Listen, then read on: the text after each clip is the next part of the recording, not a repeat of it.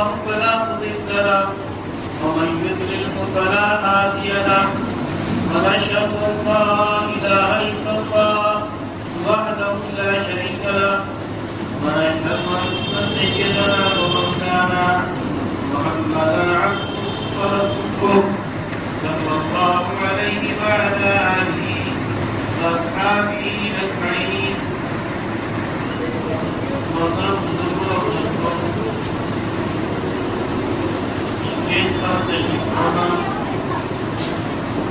محترم علماء کرام، معزز مہمان، شہر سے آئے ہوئے دیگر طالبان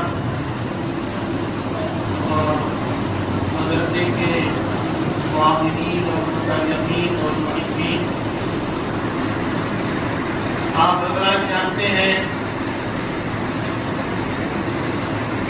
کہ یہ ادارہ حضرت حاجی عبدالقدیر انصاری رحمۃ اللہ علیہ نے 2001 میں بڑے جذبے، بڑی محنت اور آرزو کے ساتھ قائم کیا تھا، لیکن ہر چیز کا ایک وقت مقرر ہے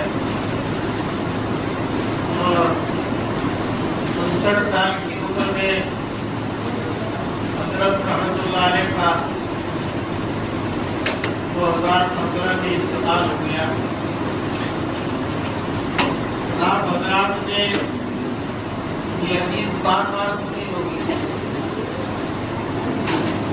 کہ آدمی جو عبادت کرتا ہے، عمل کرتا ہے، خیر کا کام کرتا ہے، جب تک وہ عبادت کرتا ہے، خیر کا کام کرتا ہے، اس عبادت کا اجر و ثواب ملتا ہے۔ لیکن 3 صورتیں ایسی ہیں کہ آدمی کے دنیا سے جانے کے بعد بھی اس عمل کا اجر ملتا ہے۔ اللہ کے رسول صلی اللہ علیہ وسلم نے فرمایا کہ وہ 3 صورتیں، ایک تو صدقہ جاریہ کی، صدقہ جاریہ ان تمام صورتوں کو شامل ہے جس میں وہ چیز جو قائم کی گئی ہے وہ باقی رہے اور اس سے استفادہ جاری رہے۔ مسجد بنانا، مدرسہ بنانا، دعا بنوانا، خیر کے ہر وہ کام جن سے بعد میں استفادہ جاری رہے وہ صدقہ جاریہ کی جملہ شکل ہے۔ دوسری شکل یہ ہے علم ينتفع به کی شکل، کسی کو پڑھا دینا، کسی کو خیر کی بات بتا دینا، کوئی مفید بات لکھ دینا، کوئی مفید کام کر دینا، کوئی مفید کتاب لکھ دینا۔ اور تیسری شکل یہ ہے کہ ولد صالح يدعو له، علماء لکھتے ہیں کہ اولاد دعا کرے یا نہ کرے، اپنے بچوں کی تعلیم و تربیت کے ذریعے سے اس کو صالح بنا دینا، یہ بھی صدقہ جاریہ کی ایک شکل ہے۔ اور جب بچے صالح ہوں گے تو دعا کریں گے بھی، لیکن اگر بچے دعا نہ کریں، ولد صالح بن جائیں تو یہ خود بھی صدقہ جاریہ کے درجے میں۔ تو حاجی صاحب کا اس مدرسے کا قائم کر دینا یہ صدقہ جاریہ بھی ہے، علم ينتفع به بھی ہے، اور انہوں نے اپنے 3 فرزندوں اور ایک بھائی کی شکل میں گویا ولد صالح کی شکل بھی بتائی، اور ان کے 3 بچے چاہے عبدالقیوم بھائی ہوں، چاہے عارف بھائی ہوں، چاہے عابد بھائی ہوں، اور ان کے چھوٹے بھائی عبدالباری صاحب ہوں، ان تینوں کی محنت اور جذبے اور والد صاحب کے مشن کو آگے بڑھانے کا جو جذبہ ہے اس کے ذریعے سے یہ مدرسہ بڑی ترقی کر رہا ہے۔ ابھی ہمارے ناظم پروگرام نے نہیں بتایا پہلی بچی اس کا پتہ کیا ہے، اس کو یہ بھی ذہن میں نہیں ہے کہ ہمارے عبد الوارث بھائی کی وہ بچی ہے جن کا پہلا نام انہوں نے لیا ہے۔ محترم حضرات، ابھی بخاری شریف کی اس روایت کی قراءت ہوئی ہے، اس میں قراءت سے پہلے ہماری بچی نے امام بخاری رحمۃ اللہ علیہ کے بارے میں ان کا نام پڑھا ہے، یعنی یہ بتانا چاہا ہے کہ حضرت امام بخاری رحمۃ اللہ علیہ کا اسم گرامی محمد تھا، ان کے والد محترم کا نام اسماعیل تھا، ان کے والد محترم کا نام ابراہیم تھا، ان کے والد کا نام المغیرہ تھا، ان کے والد کا نام بردزبہ تھا، اور ان کے والد کا نام بردزبہ تھا۔ بچی نے بردزبہ کو پڑھا، بردزبہ میں نہیں پڑھا، لیکن جو المغیرہ تھے وہ مسلمان ہوئے تھے۔ المغیرہ کے والد محترم بردزبہ مسلمان نہیں ہوئے تھے۔ بچی نے پڑھا امام بخاری کے لیے جعفی کا لفظ۔ اصل میں وجہ یہ ہے کہ امام بخاری رحمۃ اللہ علیہ کے پردادا المغیرہ یمان الجعفی کے ہاتھ پر مسلمان ہوئے تھے، اور اس زمانے میں جب کوئی آدمی کسی کے ہاتھ پر مسلمان ہو جاتا تھا تو جس کے ہاتھ پر مسلمان ہوتا تھا اس کے قبیلے کی طرف منسوب ہو جاتا تھا۔ جیسے آج کے زمانے میں اگر کوئی آدمی کسی کی محنت سے کلمہ پڑھ لے تو اس کے خاندان کی طرف منسوب ہو جائے، تو امام بخاری رحمۃ اللہ علیہ کو اسی وجہ سے جعفی کہتے ہیں۔ امام بخاری رحمۃ اللہ علیہ 13 شوال جمعے کے دن پیدا ہوئے، 194 ہجری میں پیدا ہوئے، 21 جولائی کو پیدا ہوئے، 810 عیسوی کو پیدا ہوئے، اور انگریزی اعتبار سے صرف 60 سال 10 دن باحیات رہے، چنانچہ 31 اگست 870 عیسوی میں حضرت رحمۃ اللہ علیہ کا انتقال ہوا۔ اگر چاند کے اعتبار سے دیکھا جائے تو 13 سال کم 62 سال عمر ہوتی ہے، کیونکہ حضرت کا 30 رمضان 256 ہجری میں انتقال ہو گیا۔ امام بخاری رحمۃ اللہ علیہ کی سیرت پر بھی بڑی کتابیں لکھی گئی ہیں۔ امام بخاری اپنا نام جو لیتے ہیں ابو عبداللہ کے نام سے لیتے ہیں۔ ابو عبداللہ کے معنی ہوتے ہیں عبداللہ کے ابا۔ پہلے زمانے میں بھی اور آج بھی عرب کے اندر اپنا نام نہیں کم لیا جاتا تھا، بلکہ کسی کو بھی مخاطب کیا جاتا تھا تو اس کا نام نہ لے کر کے کنیت کے ذریعے سے پکارا جاتا تھا۔ امام بخاری رحمۃ اللہ علیہ اپنے آپ کو محمد نہیں کہتے تھے بلکہ ابو عبداللہ کہتے تھے۔ امام بخاری رحمۃ اللہ علیہ کی کنیت ابو عبداللہ نہ ہوتی تو شاید جو ہے یہ تردد ہوتا کہ امام بخاری کی شادی بھی ہوئی تھی یا نہ ہوئی، بلکہ آج تک یہ اشکال ہے کہ امام بخاری رحمۃ اللہ علیہ نے شادی کی یا نہیں شادی، کیونکہ سیرت نگار امام بخاری کی شادی کے تذکرے سے خاموش ہے۔ لیکن بہت سارے لوگ کہتے ہیں کہ شادی کی ہوگی تبھی تو ان کے بچے عبداللہ رہے ہوں گے، اسی وجہ سے ان کو عبداللہ کے ابا کہا جاتا ہے، لیکن یہ کوئی ضروری نہیں ہے۔ پہلے زمانے میں بھی آج بھی بچہ ہو یا نہ ہو لیکن کنیت کے ساتھ ہی پکارتے ہیں۔ حضرت عائشہ رضی اللہ عنہا ان کے بارے میں ہر مسلمان بچہ بچہ جانتا ہے کہ ان کے بچے نہیں تھے، لیکن انہوں نے اپنی بڑی بہن حضرت اسماء کے بچے عبداللہ کی طرف منسوب کر کے اپنے آپ کو ام عبداللہ کنیت رکھی۔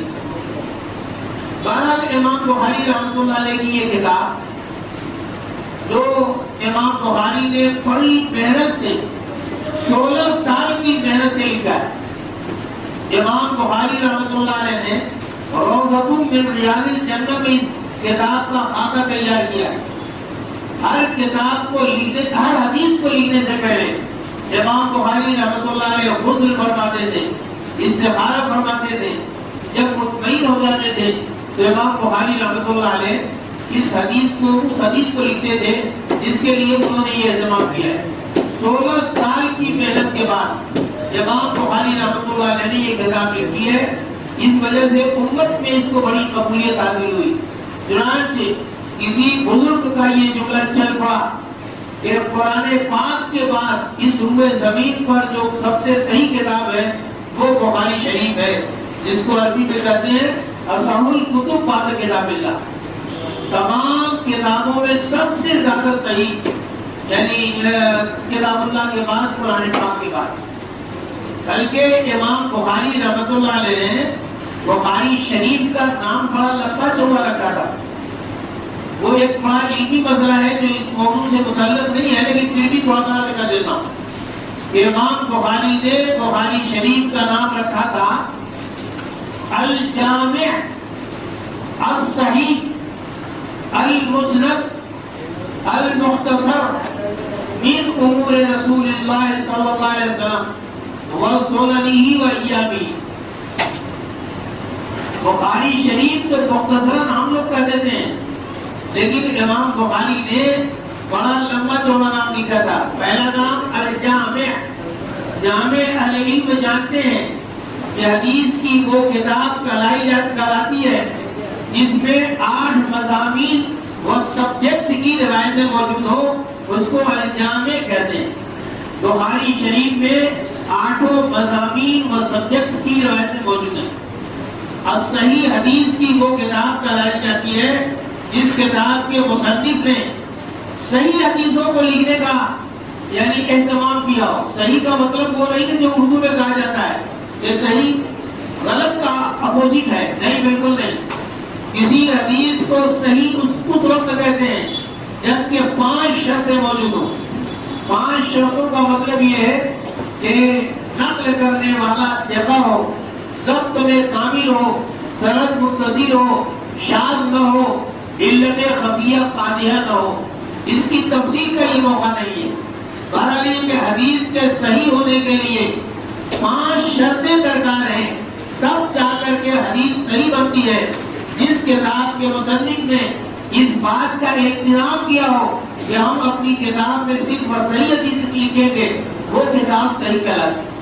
بلکہ بخاری شریف اور مسلم شریف 2 ایسی صحیح کتابیں ہیں کہ کتاب کے مصنفین نے بھی صحیح حدیث لکھنے کا اہتمام کیا ہے، اور نفس الامر اور واقعے کے اعتبار سے اس کی جملہ روایتیں صحیح ہیں۔ تیسری چیز یہ ہے کہ مسند کرتے ہیں کہ اس میں اللہ کے رسول صلی اللہ علیہ وسلم کی حدیث ہو، اصل اللہ کے رسول صلی اللہ علیہ وسلم کی حدیث ہو۔ صحابہ کے فتاوے ہوں گے تو ضمناً ہوں گے، تابعیوں کے اقوال ہوں گے تو ضمناً ہوں گے، لیکن اللہ کے رسول صلی اللہ علیہ وسلم کے ارشادات نقل کرنے کا اہتمام کیا ہے، اور وہ بھی صحیح سند کے ساتھ نقل لکھنے کا اہتمام کیا ہے۔ پھر یہ کہ امام بخاری کو یہ بتانا چاہتے ہیں کہ میری کتاب میں جملہ صحیح حدیثیں نہیں ہے، میں نے تقریباً 3 لاکھ حدیثوں سے 9000 کے قریب حدیثوں کا وہ درج کیا ہے، بلکہ 9000 اس اعتبار میں ہے کہ امام بخاری کی اور محدثین کی اصطلاح کے اعتبار میں، لیکن ہماری سمجھ کے اعتبار سے تو تقریباً 2.5 حدیثیں ہیں۔ جیسے کہ بخاری شریف کی پہلی جو روایت ہے جو نیت سے متعلق ہے، جس میں اللہ کے رسول صلی اللہ علیہ وسلم نے فرمایا کہ عمل کی صحت نیت پر موقوف ہے، اور ہر آدمی کو نیت کے مطابق اجر ملتا ہے، یعنی نیت اگر ہوگی اور صحیح ہوگی تو عمل درست ہوگا، اور جتنی نیت ہوگی، جس کیفیت کی نیت ہوگی، جس جو ہے خلوص کے ساتھ نیت ہوگی، اسی اعتبار سے اجر ملے گا۔ بار بار یہ بات میں کہا کرتا ہوں کہ عمل کے درست ہونے کے لیے نیت تو ضروری ہے۔ ایک تو عمل کے بارے میں تھوڑا بڑا اختلاف ہو کہ بے نیت سے وہ عمل صحیح ہو جاتا ہے، ثواب نہیں ملتا، جیسے وضو اور غسل کے بارے میں ہے کہ اگر کسی آدمی نے بلا نیت میں جانے کے وضو کر لیا تو امام ابو حنیفہ رحمۃ اللہ علیہ یہاں وضو درست ہو جاتا ہے، وضو صحیح ہو جاتا ہے، اس وضو سے نماز پڑھی جا سکتی ہے، لیکن وضو کا جو اجر و ثواب ہے وہ اجر و ثواب نہیں ملتا۔ لیکن امام شافعی کا وضو نہیں ہوتا کیونکہ وضو کے درست ہونے کے لیے نیت میں ضروری ہے، لیکن نماز ہے، روزہ ہے، زکات ہے، حج ہے، یہ جتنے اعمال مقصودہ ہیں ان کے لیے تو نیت ضروری ہے، سب کے نیت ضروری ہے، بغیر نیت کے تو نہیں درست ہوگا۔ اور یہ بتاتے ہیں کہ نیت کے بقدر اجر ملتا ہے، بلکہ نیت کے تعدد کی وجہ سے ثواب بھی متعدد ہو سکتا ہے، بلکہ اس کی بہت ساری مثالوں میں ایک مثال یہ ہے کہ عام طور سے ہمارے ذہن میں بات نہیں آتی کہ طلوع فجر صادق کے بعد اللہ کے رسول صلی اللہ علیہ وسلم نے ہمیشہ صرف دو رکعت سنت پڑھی، سنت موقدہ۔ جو سنت موقدہ ہے اس میں بھی عام ترتیب ہے، سب سے موقت ترین سنت فجر کی سنت ہے، اس کے بعد مغرب کے بعد کی 2 رکعت سنت ہے، اس کے بعد ظہر کے بعد کی 2 رکعت سنت ہے، اس کے بعد عشاء کے بعد کی 2 رکعت سنت ہے، اس کے بعد ظہر سے پہلے کی 4 رکعت سنت ہے۔ تو اللہ کے رسول صلی اللہ علیہ وسلم نے فجر کی 2 رکعت سنت کو موقت ترین سنت قرار دیا ہے۔ حضرت نے فرمایا جتنے حالات خراب ہو، جتنی بھی پریشانی ہو، جتنی بھی پرجن ہو، فجر سے پہلے کی 2 رکعت سنت نہ بھول جائے۔ بلکہ فتاوی الہندیہ میں عجیب عجیب مسئلے لکھا ہوا ہے، اس میں لکھا ہوا ہے کہ اذا كان الرجل فقيها مفتيا مارجيا في الفقه والافتاء يجوز له ترك سائر السنن سوى سنت الفجر، یعنی بعض لوگوں کے لیے اگر کچھ سنتیں چھوڑنا جائز بھی ہو تو فجر سے پہلے کی 2 رکعت سنت چھوڑنا جائز نہیں رہے۔ تو بھائی میں عرض نہیں کرنا چاہتا ہوں کہ فجر کا وقت ہونے کے بعد، طلوع فجر صادق کے بعد 2 رکعت سنت پڑھنا ہے اور وہ بھی مختصر پڑھنا ہے، بلکہ بعض علماء تو ایسے رہے، یعنی علماء سے مراد ائمہ ایسے رہے جو کہتے تھے کہ فجر سے پہلے 2 رکعت پڑھنے میں یعنی سورت نہیں پڑھنا ہے، صرف سورہ فاتحہ پڑھنا ہے، لیکن جمہور علماء کے یہاں سورت بھی پڑھنا ہے۔ بلکہ اللہ کے رسول صلی اللہ علیہ وسلم کے بارے میں آتا ہے کہ اکثر بیشتر فجر کی 2 رکعت سنت میں پہلی میں سورہ الکافرون پڑھتے تھے، دوسرے میں سورہ الروضہ پڑھتے تھے۔ تو مطلب یہ ہے کہ جب 2 رکعت سنت ہی پڑھنا ہے، لیکن ہم چاہتے ہیں تحیۃ المسجد پڑھنا، ہم چاہتے ہیں تحیۃ الوضو پڑھنا اور اس کا ثواب چاہتے ہیں، علماء نے لکھا ہے کہ آپ ایسا کریں کہ گھر میں وضو کیجیے، بہتر ہے، گھر میں 2 رکعت سنت پڑھیے، بہتر ہے، اور گھر میں جب 2 رکعت سنت پڑھیں تو اسی میں 4 کی نیت کیجیے، 2 رکعت سنت موقدہ کی، اور اسی میں تحیۃ الوضو کی بھی نیت کیجیے، آپ 2 پڑھیں گے 4 کا ثواب ملے گا۔ اور جب مسجد میں جائیں آپ 2 رکعت فرض پڑھیں، اس 2 رکعت فرض میں 2 رکعت فرض کی بھی نیت کریں اور 2 رکعت تحیۃ المسجد کی نیت کریں، انشاءاللہ 2 پڑھیں گے اور 4 کا ثواب ملے گا۔ تو نیت کے تحفظ سے ثواب پڑتا ہے۔ آپ جو ہے زکات دیں، اگر زکات دیتے ہیں مدرسے میں، دینی مدرسوں میں دیتے ہیں، اور نیت ہو زکات دینے کی اور نیت ہو علم کی اشاعت میں حصہ لینے کی، یہ نیت ہو یتیموں کی مدد کرنے کی، یتیم اور بے کس بچوں کی تعلیم میں محنت کرنے کی، انشاءاللہ ایک عمل ہے زکات دینے کا، لیکن تعدد متعدد نیتوں کے ہونے میں انشاءاللہ ثواب بھی بڑھ جائے۔ بات آئی تو میں دوسری بات کی عرض کروں، ہم روزانہ 24 گھنٹے میں اللہ رب العزت کے بے شمار انعامات و احسانات سے فائدہ اٹھاتے ہیں، بے شمار انعامات ہیں، بے شمار احسانات ہیں، ہماری جسم کی شکل میں، جسم کے ایک ایک عضو کی شکل میں اور بھی متعدد صورتوں میں اللہ رب العزت کے بے شمار احسانات ہیں، بے شمار انعامات حقیقت یہ ہے کہ انعامات و احسانات کی قدر نہیں ہوتی.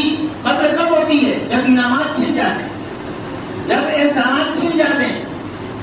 آنکھیں جب تک رہتی ہیں تب تک اس آنکھ کی قدر نہیں ہوتی، لیکن جب آنکھ کی نعمت چھن جاتی ہے تو قدر ہوتی ہے. اللہ کے رسول صلی اللہ علیہ وسلم نے فرمایا کہ اگر میں نے کسی کی دونوں آنکھیں لے لی تو جنت کے سوا کوئی بدلہ نہیں. اللہ کے رسول صلی اللہ علیہ وسلم فرماتے ہیں کہ میری اللہ کی بے شمار نعمتیں ہیں، لیکن دو نعمتیں ایسی ہیں کہ جب نعمتیں رہتی ہیں تو قدر نہیں ہوتی، جب نعمت چھنتی ہے تو قدر ہوتی ہے. ان میں سے ایک صحت کی ہے، دوسرے یکسوئی کی نعمت. تو میں یہ کہنا چاہ رہا تھا 24 گھنٹے میں بے شمار اللہ کی نعمتوں سے فائدہ اٹھاتے ہیں. 24 گھنٹے میں بے شمار ہم سے گناہ ہو جاتے ہیں. 24 گھنٹے میں بے شمار ہماری ضرورتیں وابستہ رہتی ہیں، کبھی کسی انسان سے رہتی ہیں، اس کے دل کے پسیجنے کے لیے ہم دعا چاہتے ہیں. کبھی اللہ سے رہتی ہیں، اللہ سے صحت کے لیے ہم کو حاجت رہتی ہے دعا مانگنے کی. تو اگر ہم سب کے سب بطور خاص یہ بچیاں جو عالمہ ہو رہی ہیں آج سے ایک بات طے کر رہے ہیں کہ 24 گھنٹے میں 2 رکعت نفل ضرور پڑھیں گی ہمیشہ ہمیشہ. 24 گھنٹے میں کسی وقت بھی، ایسے وقت میں جب کہ نفل پڑھنے کا یعنی جواز ہو، فجر بعد نہیں، عصر بعد نہیں، کسی وقت بھی 24 گھنٹے میں 2 رکعت نفل پڑھیں اور اس 2 رکعت میں نیت کریں. یہ صلاۃ الشکر بھی ہے، اللہ کے بے شمار انعامات کے شکر کے طور پر یہ صلاۃ الشکر بھی ہے. بے شمار گناہ ہوتے ہیں 24 گھنٹے میں، ان تمام گناہوں کے لیے صلاۃ التوبہ بھی ہے. بے شمار ہماری حاجتیں رہتی ہیں، ضرورتیں رہتی ہیں، ان کے لیے یہ صلاۃ الحاجہ بھی ہے. ہم جو ہے 2 رکعت نماز آج سے پڑھیں گے، جو ہے یعنی صلاۃ التوبہ بھی رہے گی، صلاۃ الشکر بھی رہے گی، اور یہ ہے کہ صلاۃ الحاجہ بھی رہے گی. انشاءاللہ 2 رکعت نماز پڑھیں گے، 6 رکعت کا ثواب ملے گا. اور یہ کہ کچھ نہ کچھ تھوڑا سا اللہ رب العزت کے انعامات و احسانات کی قدردانی ہو. تمہارے لیے کہ امام بخاری رحمۃ اللہ علیہ نے پہلی جو روایت نقل کی تھی، نیت والی نقل کی تھی، جس میں کہا تھا عمل کے درست ہونے کے لیے نیت ضروری ہے. کس طرح کی نیت ہوگی، جتنی نیت ہوگی اتنی ہی اجر ملے گا. اللہ کے رسول صلی اللہ علیہ وسلم نے فرمایا ہجرت جیسا مبارک کام کبھی کبھی دنیا کے لیے ہوتا ہے، کینٹین چلانے کے لیے ہوتا ہے، کاروبار کے لیے ہوتا ہے، کبھی کبھی جو ہے کسی متعین عورت سے شادی کے لیے ہوتا ہے، وہ بھی دنیا کے لیے ہے. فرمایا کہ یہ ہجرت اگرچہ ہجرت ہے لیکن چونکہ جذبہ اچھا نہیں ہے اس لیے ہجرت کی وہ حیثیت نہیں. ذہن میں بار بار ایک بات میں کہتا ہوں، نکاح کے لیے شادی کرنا یہ عبادت کے لیے شادی کرنا ہے، کسی متعین عورت سے شادی کرنا یہ دنیا کے لیے شادی کرنا ہے. اس حدیث میں جو ممانعت ہے وہ کیا ہے؟ کسی خاص عورت سے، کسی خاص عورت سے شادی کرنے کے لیے. لیکن اگر کہیں پر مسلمان نہ رہے، مسلمان لڑکیاں نہ رہیں، مسلمان خواتین نہ رہیں، اور ہم جو ہے اس لیے ہجرت کرتے ہیں تاکہ یعنی نکاح کی سنت ادا ہو جائے. اگر یہ چیز ہے تو یہ دین کے لیے صبر کرنا ہے، عبادت کے لیے صبر کرنا ہے، سنت کے رہنے کے لیے صبر کرنا ہے. تو میں یہ کہنا چاہ رہا تھا کہ بخاری کی پہلی روایت امام بخاری رحمۃ اللہ علیہ نے بخاری شریف میں 7 جگہ بیان کیا، 7 جگہ یہ حدیث بیان کیا. اب جو ہے ہم لوگ یہ سمجھیں گے کہ ایک ہی حدیث ہے جو 7 جگہ بیان ہوئی ہے، لیکن امام بخاری کی اصطلاح میں وہ 7 حدیث ہے. امام بخاری رحمۃ اللہ علیہ نے اس روایت کو بدء وحی میں بیان کیا ہے، یعنی وحی کی شروعات کیوں کر ہوئی، کیسے ہوئی، اس میں بیان کیا ہے. اور امام بخاری نے اپنے کسی اور استاد سے نہیں بیان کیا روایت، اس کو بیان کیا حضرت حمیدی کے حوالے سے جو حمیدی مکے کے ہیں. امام بخاری نے اس روایت کو حضرت حمیدی کے حوالے سے نقل کر کے بتایا ہے. وہی کی شروعات مکے سے ہوئی، ورنہ امام بخاری افغانستان کے رہنے والے حضرت حذیفہ کے حوالے سے بھی بخاری میں کئی حدیث بیان ہوئی ہے، امام بخاری ان کے حوالے سے بیان کرتے، لیکن حمیدی کے حوالے سے لکھ کر کے امام بخاری گویا یہ میسج دینا چاہتے ہیں کہ وہی کی شروعات مکے سے ہوئی، بلکہ حمیدی حضرت خدیجہ کے خاندان کے ہیں، امام بخاری بتانا چاہتے ہیں وہی کی شروعات خدیجہ کے گھر سے ہوئی۔ امام بخاری نے حضرت حمیدی کے حوالے سے نقل کیا، حمیدی جو قریشی ہیں، امام بخاری نے اس روایت کو عمل کیا ہے جو اللہ کے رسول صلی اللہ علیہ وسلم کی حدیث ہے کہ قریش کو مقدم کرو ترجیح دو، امام بخاری نے اسی وجہ سے ان کے حوالے سے بیان کیا۔ عزیز بچیوں، امام بخاری رحمۃ اللہ علیہ نے وحی کی شروعات کیوں کر ہوئی اس کی تفصیل بعد میں بیان کرنے والے ہیں، نیت کی اہمیت کو انشاءاللہ بعد میں بیان کریں گے، لیکن یہاں پر جو عنوان رکھا ہے اس عنوان کے ذریعے سے امام بخاری بچیوں کو یہ بتانا چاہتے ہیں، بچوں کو یہ بتانا چاہتے ہیں، مسلمانوں کو یہ بتانا چاہتے ہیں کہ کسی عمل کے درست ہونے کے لیے، کسی عمل کے صحیح ہونے کے لیے دو بنیادی شرط ہے۔ پہلی شرط یہ ہے کہ وہ عمل وحی کے مطابق، شریعت کے مطابق ہو، سنت کے مطابق ہو، اور دوسری بنیادی شرط یہ ہے کہ وہ نیت جو صحیح ہو، نیت ہو صحیح ہو۔ ہمارے بہت سارے بزرگ کہتے تھے کہ تین صورتیں ہوتی ہیں، ایک ہے نیت ہی کا نہ ہونا، ایک ہے بری نیت کا ہونا، اور ایک ہے صحیح نیت کا ہونا۔ کہتے تھے کہ ہم مسلمانوں کی یہ کمزوری نہیں ہے کہ ہم کسی عمل میں بری نیت کرتے ہیں، یہ نہیں ہوتا، عام طور سے نہیں ہوتا۔ عام طور سے جو غلطی ہے وہ غلطی ہے کہ ہم اچھے سے اچھا عمل کرتے ہیں لیکن نیت کا استحضار نہیں ہوتا۔ امام بخاری پیغام دینا چاہتے ہیں کہ ہر عمل وحی کے مطابق، شریعت کے مطابق، سنت کے مطابق، حکم شرعی کے مطابق ہونا چاہیے، اور یہ کہ نیت ہونا چاہیے اور صحیح نیت اور جذبہ ہونا چاہیے۔ امام بخاری نے پہلی حدیث لکھ کر یہ پیغام اور ہدایت دینی چاہیے کہ شریعت کے مطابق عمل ہو، صحیح نیت کے مطابق ہو، نیت کی استحضار کے مطابق ہو۔ فرمایا کہ اگر یہ شرط ہو گئی تو امام بخاری رحمۃ اللہ علیہ آخری حدیث سے بتانا چاہتے ہیں کہ اگر یہ دونوں شرط رہی تو قیامت کے دن جب ہمارے پھول تولے جائیں گے، جب ہمارے اعمال تولے جائیں گے، جب ان کا حساب کتاب ہوگا، جب ان کا محاصرہ ہوگا، فرمایا کہ وحی کے مطابق والا عمل، صحیح نیت کے مطابق والا عمل انشاءاللہ عمل کے ترازو میں بہت قیمتی ہو۔ ابھی ہماری بچی نے جو عبارت پڑھی ہے اس میں امام بخاری رحمۃ اللہ علیہ کے استاد ہیں حضرت احمد ابن اشکاق، جن کو احمد ابن اشکاق بھی پڑھتے ہیں، اشکاق بھی پڑھتے ہیں، جو پیتل کے برتنوں کا کاروبار کرتے ہیں۔ امام بخاری رحمۃ اللہ علیہ نے 1080 اساتذہ سے حدیث پڑھی ہے، لیکن بخاری شریف میں 289 یا 296 یا 321 اساتذہ سے روایتیں نقل کی ہیں، ان میں سے احمد ابن اشکاق ہیں۔ ان سے امام بخاری رحمۃ اللہ علیہ نے بخاری شریف میں صرف 3 روایت بیان کی۔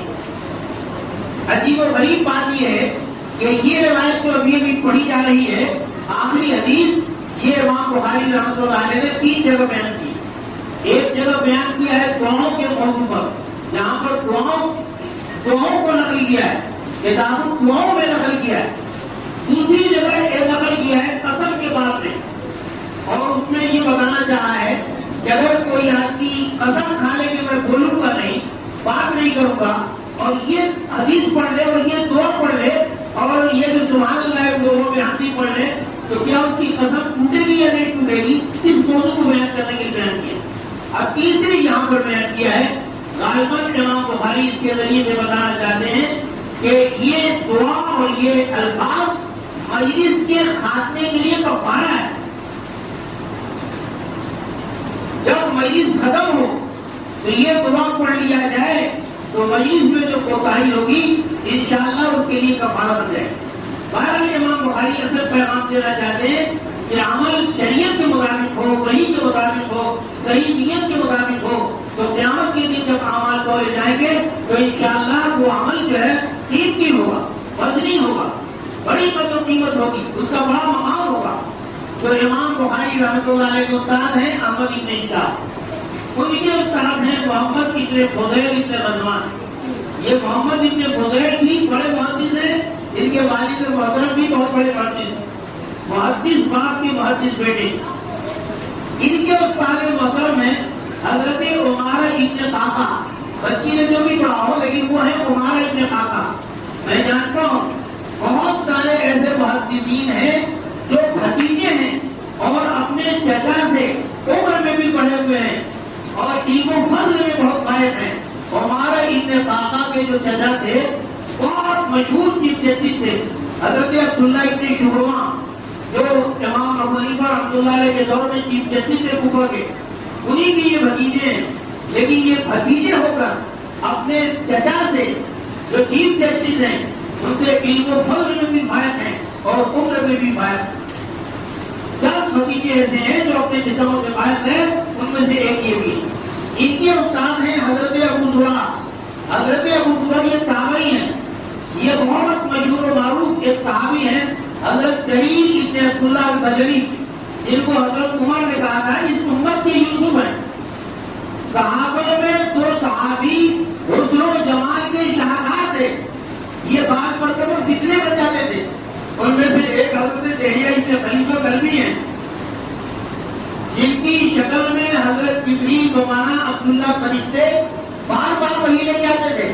اور دوسرے یہ ہیں حضرت جریر ابن عبداللہ البجلی یوسف. تو یہ انہی کے پوتے ہیں حضرت ابو زرع.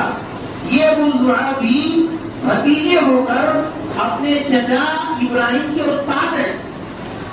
حضرت جریر کے بیٹے ابراہیم یہ پیدا ہوئے ابا حضور کے انتقال کے بعد، اور پھر ان کے بیٹے یعنی جریر کے بیٹے ابو زرع، جریر کے بیٹے جو ہیں ابراہیم، انہوں نے اپنے بھتیجے ابو زرع سے پایا. تو ابو زرع کے استاد جو کبھی ان کے دادا حضور ہوتے ہیں، اور اس روایت میں حضرت ابو ہریرہ ہیں رضی اللہ عنہ. حضرت ابو ہریرہ رضی اللہ تعالیٰ عنہ اللہ کے رسول صلی اللہ علیہ وسلم کے پاس 26 سال کی عمر میں 7 ہجری میں آئے اور 4 سال کی محنت میں جملہ صحابہ میں فن روایت حدیث میں نمبر 1 پر ہو. اہل علم جانتے ہیں کہ وہ صحابہ جن کی روایتوں کی تعداد، جن کے حدیثوں کے نقل کی تعداد 1000 سے اوپر ہو، ان کو مکثرین صحابہ کہتے ہیں. اور مکثرین صحابہ میں بھی حضرت ابو ہریرہ نمبر 1 کے. 26 سال کی عمر میں آئے تھے، 7 ہجری میں آئے تھے، اور حضرت 11 ہجری میں حضرت کا وصال ہوا. 4 سال کی محنت سے 5374 روایت حدیث کے ذخیرے میں اتنے ملتی ہے. نمبر 2 پر حضرت عبداللہ ابن عمر ہے، 2630 روایت ملتی ہے. نمبر 3 پر حضرت انس بن مالک ہے، 2286 روایت ملتی ہے. نمبر 4 پر حضرت عائشہ ہے، 2210 روایت ملتی ہے. بعض لوگ کہتے ہیں کہ حضرت عائشہ نمبر 3 پر ہے، 2403 روایت ملتی ہے. نمبر 5 پر حضرت عبداللہ ابن عباس ہے، 1660 روایت ملتی ہے. نمبر 6 پر حضرت جابر ابن عبداللہ ہے، 1540 روایت ملتی ہے. اور نمبر 7 پر حضرت ابو سعید الخدری ہے، 1170 روایت ملتی ہے. میں یہ بتانا چاہتا ہوں مکثرین صحابہ میں حضرت عائشہ رضی اللہ عنہا کا نمبر 3 یا نمبر 4 کا مقام ہے. اس لیے اگر عورتیں سمجھ لیں، بچیاں سمجھ لیں کہ اگر وہ محنت کریں گی علم کے کسی مرتبے میں پہنچ سکتی ہیں. جیسا کہ میں نے کہا صحابیات میں بلکہ خواتین میں حضرت عائشہ کا مقام 7 میں نمبر 3 کا ہے. اس لیے محنت کر کے کسی بھی مرتبے پر پہنچنے میں کوئی مسئلہ نہیں. اہل علم جانتے ہیں عورت قاضی نہیں بن سکتی، لیکن عورت کے مفتی ہونے میں کوئی اشکال نہیں.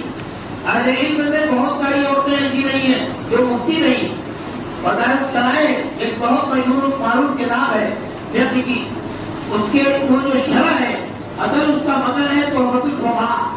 تحفۃ الفقہاء کے جو مصنف ہیں ان کی بیٹی اعلیٰ درجے کے مفتی اور فقیہ تھی. انہوں نے یعنی تحفۃ الفقہاء کے مصنف نے اپنی بیٹی کی شادی ان صاحب سے کرا دی جو بعد میں مدارس کرائے کے مصنف بنے. اور یہ تینوں بزرگ یعنی تحفۃ الفقہاء مدارس کرائے اور ان دونوں میں سے ایک کی بیٹی اور ایک کی بیوی اعلیٰ درجے کی مفتی تھی. بلکہ بعض لوگوں نے لکھا ہے کہ بار مرتبہ کوئی سائل سوال کرتا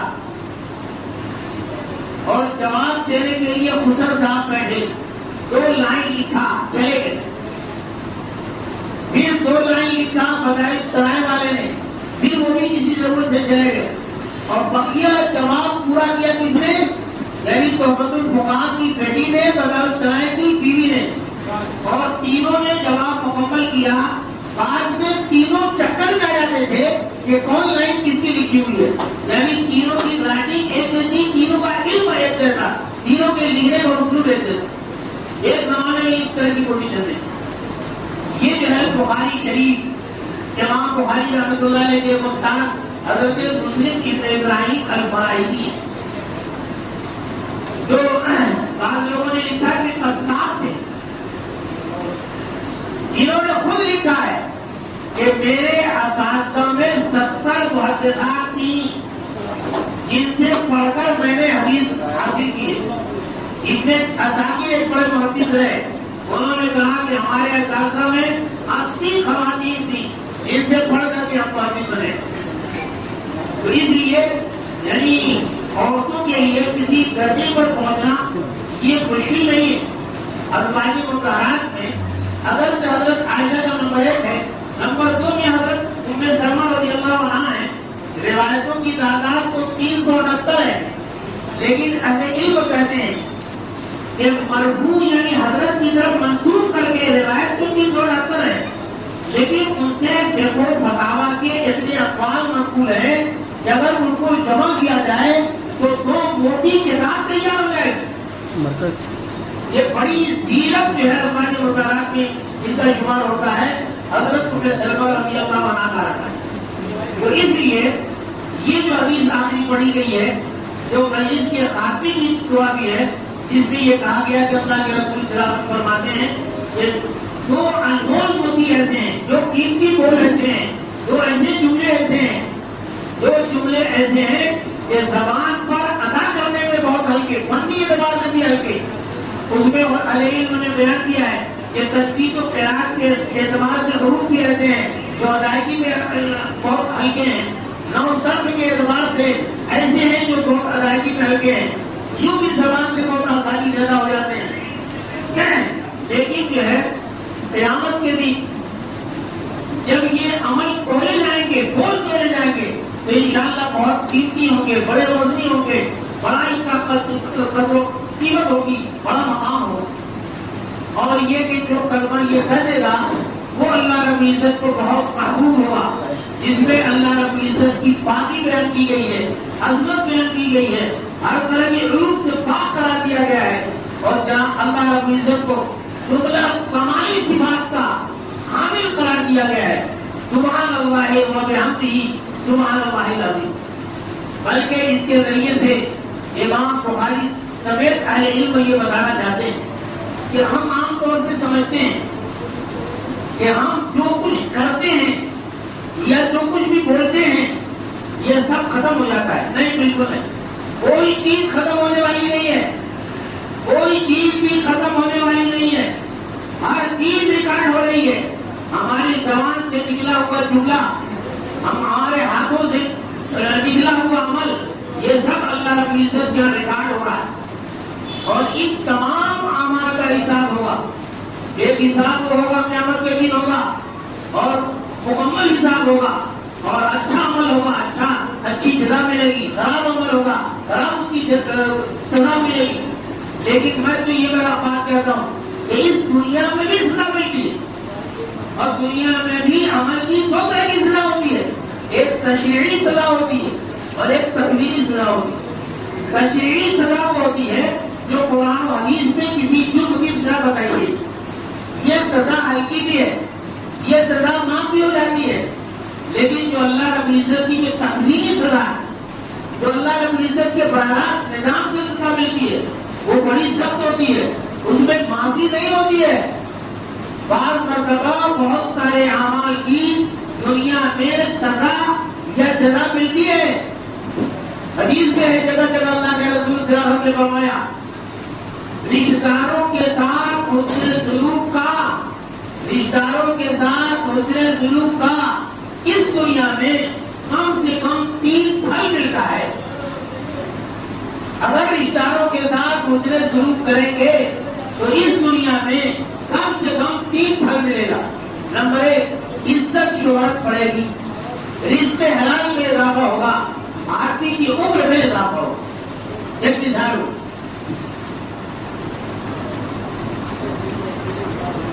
اور جگہ جگہ حدیث میں اللہ کے رسول صلی اللہ علیہ وسلم نے فرمایا کہ من ایرہاہ بذنب لم یکن حتیٰ یعملہ. اگر کسی سے گناہ ہو گئی، یہ ترمذی شریف میں روایت ہے، امام ترمذی نے بیان کیا لیکن حدیث میں نہیں ہے. انہوں نے بذنب کے بعد ایک جملہ بنا دیا، بذنب قد تاب منہ، حدیث میں قد تاب منہ نہیں ہے. امام بخاری کے اضافے کے بعد میں ترجمہ کرتا ہوں.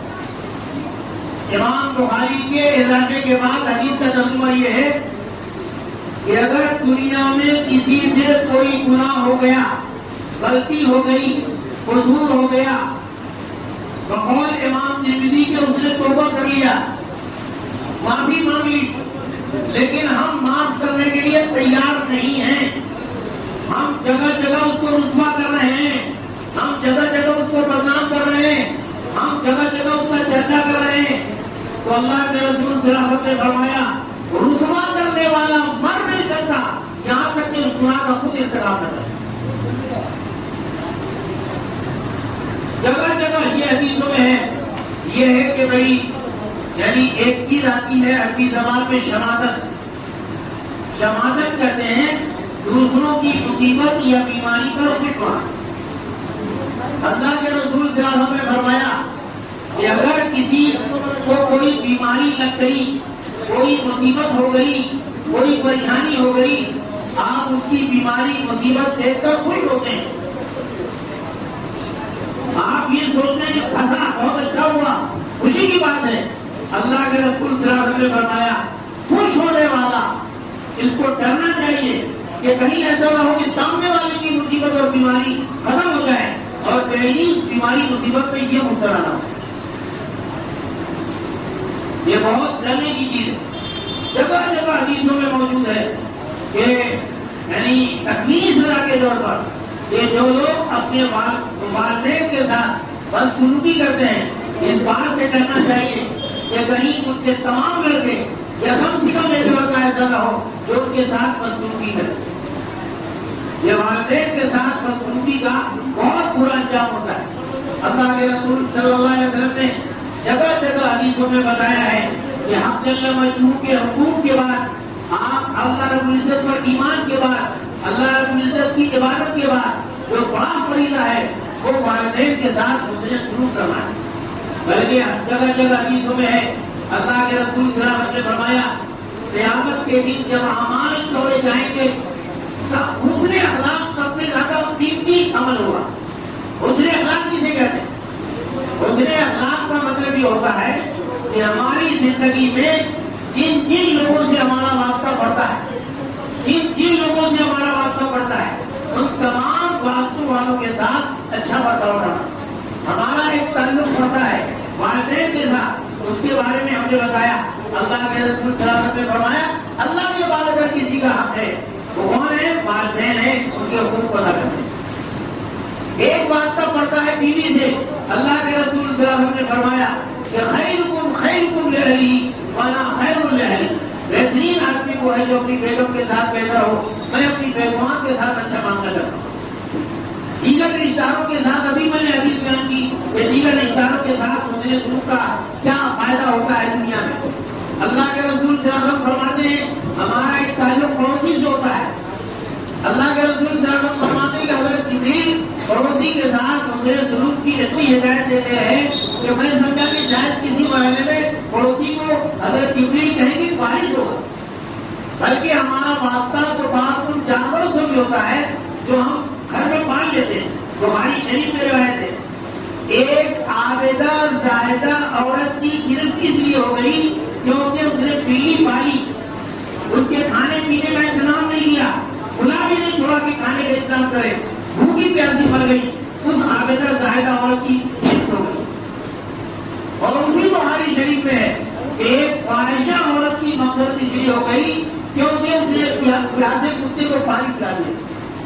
تو میری عزیز بچیوں، ان باتوں کو بہت قاعدے سے غور کرنا چاہیے۔ اور یہ ہے کہ اس موقع پر ایک بات اور بھی میں کہا کرتا ہوں کہ آپ لوگوں نے جو کچھ بھی پڑھا ہے، حدیث کے اسباق پڑھے ہیں، حدیث کی کتاب کا ہر صفحہ ہر سطح پڑھ کے میں کرتا ہوں واضح اور نصیحت سے چھوڑ، لیکن عام طور سے ہوتا یہ ہے کہ جب ہم بچیاں پڑھتی ہیں تو اس میں دو طرح کی بات پڑھتی ہیں۔ نمبر ایک حقوق کی بات، نمبر دو فرائض کی بات۔ حقوق مانے عورتوں کو کیا ملنا ہے، فرائض مانے ذمہ داری کیا ہے۔ عام طور سے بچیاں حقوق کی بات کو ڈھنگ سے نہیں پڑھتی، نہیں حقوق کی بات کو ڈھنگ سے پڑھتی ہیں، چن چن کر کے وصول کرنا چاہتی ہیں، لیکن فرائض کی بات کو ڈھنگ سے نہیں پڑھتی، اس پر عمل کرنا نہیں چاہتی۔ کیا کیا میرا حق ہے ملنا چاہیے، کیا کیا میری ذمہ داری ہے ادا نہیں ہونا ہے، ایسا نہیں ہونا چاہیے۔ واقعہ یہ ہے کہ یہ خاندانی نظام محض صرف جو ہے ضابطے سے نہیں چلے گا بلکہ رابطے سے چلے گا۔ میں بار بار اس کی مثال دیتا ہوں کہ اگر ایک گاڑی جا رہی ہے، ہم بھی گاڑی لے کے آ رہے ہیں، ہم اگر سمجھے کہ وہ ہٹائے گا، ہاں وہ سمجھے یہ ہٹائے گا، پھر ایکسیڈنٹ ہوگا۔ دونوں کے دونوں طے کر لیں کہ وہ آ رہا ہے، ہم بھی ہٹ جاتے ہیں، تو انشاءاللہ حادثہ نہیں ہوگا، دونوں کے لیے نفع ہوگا۔ میاں بیوی کے تعلقات میں کبھی میاں کو غصہ آ گیا، بیوی کو تحمل کرنا چاہیے، شوہر کو غصہ ہو گیا، دوسرے والے کو تحمل کر لینا ہے۔ عام طور سے بات علماء تقریر کرتے ہیں خیرکم لعلی، اس حدیث پر ایسی بات کرتے ہیں کہ لگتا ہے کہ بیوی کی کھانا بنانے کی ذمہ داری نہیں ہے، بلکہ کہتے ہیں شوہر کھانا بنائے، نہیں کھانا بنائے تو ادھر چلائے، پلیٹ شوہر دھلے، دسترخوان کو سجائے، سلاد کو کاٹے، سب کچھ سجا کر کے بیگم سے کہے کہ تشریف لائیے، اور بیگم کھانا کھا کر کے ہاتھ دھل کر میں چلی جائے۔ اس طرح سے نہیں ہوگا۔ حدیث پڑھیے، غور سے پڑھیے، دیکھیے ازواج مطہرات بھی کھانا بناتی تھی، حدیث پڑھیں۔ ایک بار اللہ کے رسول صلی اللہ علیہ وسلم حضرت عائشہ کے یہاں تھے، ان کی باری تھی، کسی زوجہ مطہرہ کے یہاں کوئی اچھی ڈش بنی تھی، حضرت عائشہ کھانا بنا رہی تھی، بن نہیں پا رہا تھا، کسی بیگم کے یہاں سے کھانا آ گیا، حضرت عائشہ کو تھوڑا سا غصہ ہے کہ بھئی ہمارا کھانا بنانے کا وقت ہے، باری ہے، ہم بنا نہیں پا رہے ہیں، اور وہاں سے کھانا آ گیا اور اچھا کھانا آ گیا، تو حضرت عائشہ نے زور سے مارا، کھانا بھی گر گیا اور برتن بھی گر گیا۔ تو حضرت نے اس وقت تو کچھ نہیں کہا، اس وقت جو عورت لے کے آئی تھی، ماضی لے کے آئی تھی، وہ حضرت عائشہ سے ڈبل بنی تھی۔ آپ نے ہنسانے کے لیے ایک بات کہی، کیا آج تمہاری اماں کو غصہ آ گئی؟ ازواج مطہرات پوری امت کے لیے ماؤں کے مانند ہیں۔ ماں کا مطلب یہ ہے احترام میں، ماں کا مطلب یہ ہے کہ جیسے اماں سے شادی نہیں ہو سکتی ابا کی انتقال کے بعد، اسی طریقے سے حضرت کے مثال کے بعد کسی ازواج مطہرات سے کسی پتی کا نکاح نہیں ہو سکتا۔ تو وہی یہ ہے کہ حضرت نے ہنسانے کے لیے کہا تمہاری اماں کو، تمہاری بیوی اماں کو غصہ آ گیا، لیکن بعد میں جب غصہ ٹھنڈا ہوا تو حضرت عائشہ سے آپ نے کہا تم نے کھانا خراب کیا ہے، کھانا دینا پڑے گا، تم نے ان کا برتن توڑا ہے، برتن دینا پڑے گا۔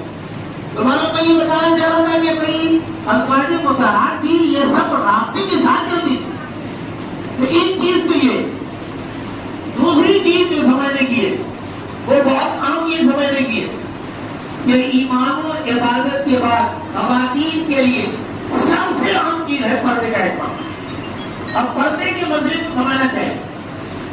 بہت مرتبہ ہم خود بھی نہیں جانتے ہیں، وہ یہ نہیں جانتے ہیں، ہم یہ سمجھتے ہیں کہ شاید ماموں سے پردہ ہے، اور یہ سمجھتے ہیں ماموں کے لڑکے سے پردہ نہیں ہے، ماموں محرم ہے، ماموں کا لڑکا محرم نہیں ہے.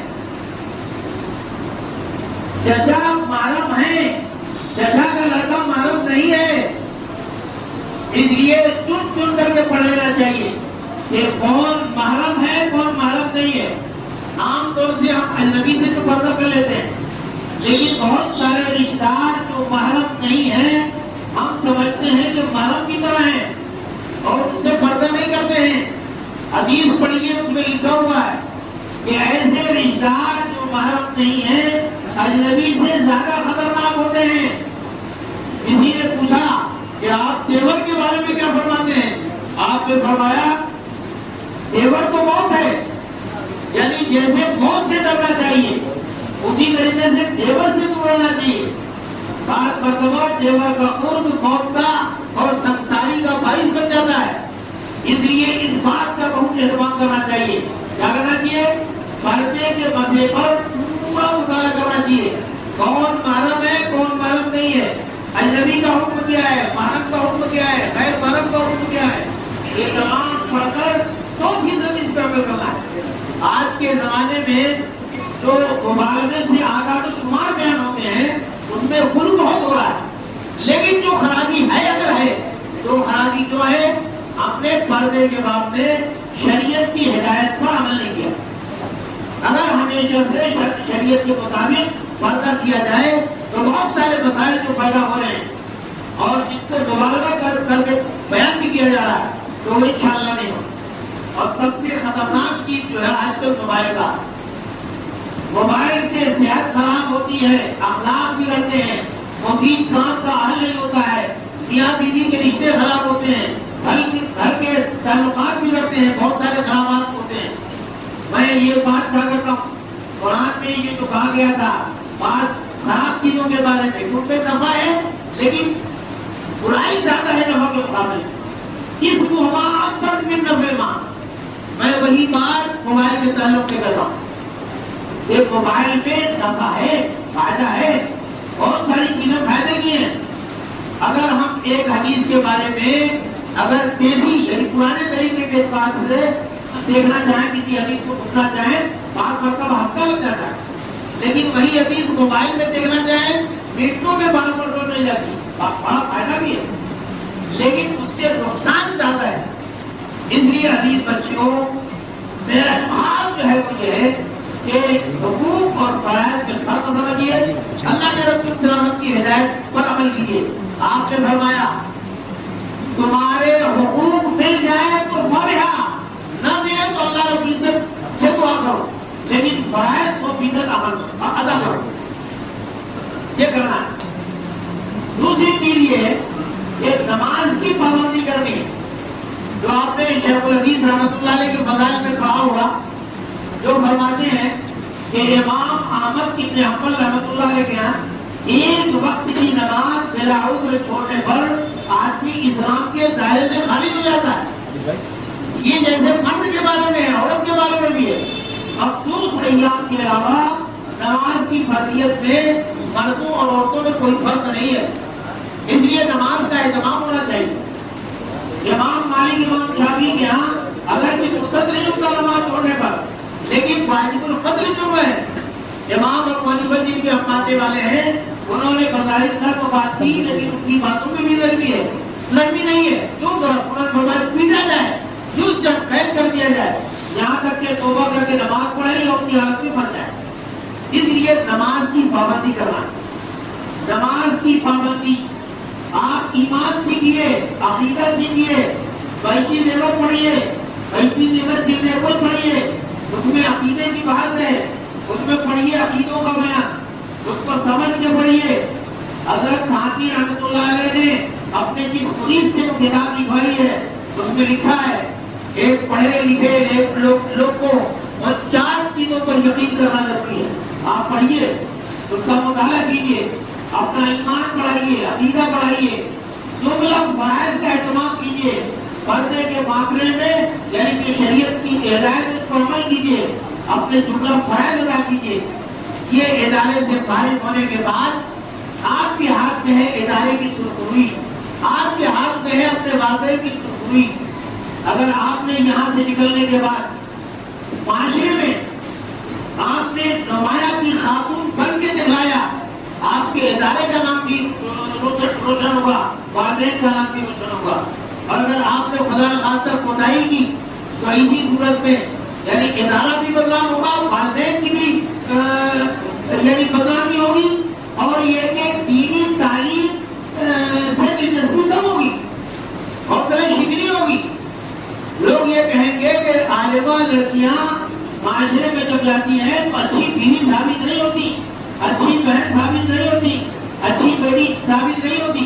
آپ کو جب جانا ہے ابھی تک دینی مدرسے میں، آپ یہاں سے جب جائیں گے تو آپ کے ایک ایک عمل کا جائزہ لیا جائے گا۔ آپ کا پردہ کیسا ہے، آپ کی نماز کیسی ہے، آپ کے جینے کا سلیقہ کیسا ہے، آپ کا اخلاق کیسا ہے، آپ کا برتاؤ کیسا ہے، آپ کی سوچ کیسی ہے، آپ کا وقت کا استعمال کیسا ہے، موبائل کا استعمال کیسا ہے، تمام چیزوں کا لحاظ ہوگا، تمام چیزوں کا جائزہ ہوگا۔ یہی چیزیں آپ کے والدین کی سرخروئی یا بدنامی کا ذریعہ بنے گی، آپ کے ادارے کی بدنامی یا سرخروئی کا ذریعہ بنے گی۔ تو اس لیے میں ان تمام گزارشات پر بہت ادب احترام کے ساتھ آپ لوگوں سے گزارش کرتا ہوں کہ آپ نے جو حدیث پڑھی ہے، جو قرآن کے مضامین پڑھے ہیں، جو مسائل پڑھے ہیں، 100% اس کو عمل کرنے کی کوشش کرنا ہے۔ واقعہ یہ ہے کہ ہم بچپن سے جو شریعت پر عمل کرتے ہیں تو دین کی تعلیم پڑھنے کے بعد تبدیلی نہیں ہوتی۔ ہم جو دین کی تعلیم جو ہے تھوڑا سا فضیلت کے لیے حاصل کر لیتے ہیں، عمل کی نسبت سے نہیں۔ یہ طے کر لیں، یہ طے کر لیں، جو مسئلہ پڑھیں گی اس کو عمل کریں، جو حدیث پڑھیں گی اس پر عمل کریں گے۔ انشاءاللہ حدیث پڑھنے کا مقصد بھی پورا ہوگا اور یہ حدیثیں بھی یاد ہوگی اور یہ مسائل بھی انشاءاللہ یاد ہوگی۔ تو ایک بار پھر میں آپ کو مبارکباد دیتا ہوں کہ آپ نے دینی تعلیم سے فراغت پائی اور ایک اچھے سے مدرسے سے، بڑے جذبے کے مدرسے کے بانی یہاں سے آپ نے یعنی یہ تعلیم پائی ہے۔ انشاءاللہ آپ مستقبل میں یعنی والدین کی سرخروئی کا اور اس ادارے کی نگرانی کا ذریعہ انشاءاللہ بنے گی اور کامیابی آپ کے قدم چومے گی۔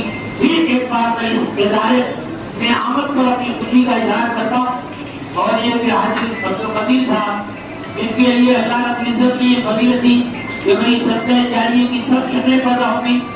اللہ رب العزت ان کے تینوں فرزندان اور ایک بھائی کو مزید حوصلے کے ساتھ کام کرنے کی توفیق عطا فرمائے اور ان کے جذبے اور عمل کو دیکھ کر خوشی ہوئی۔ میں اس پر ان لوگوں کو مبارکباد دیتا ہوں۔ اللہ رب العزت ان کو صحت و عافیت نصیب فرمائے اور ان کی جملہ آرزوئیں مکمل فرمائے۔ حاضرین کی کو بھی اللہ صحت و عافیت نصیب فرمائے۔ ہم سب کو اعمال کی توفیق عطا فرمائے۔ اللہ رب العزت کہنے سے زیادہ عمل کی توفیق عطا فرمائے۔ وآخر دعوانا الحمدللہ رب العالمین۔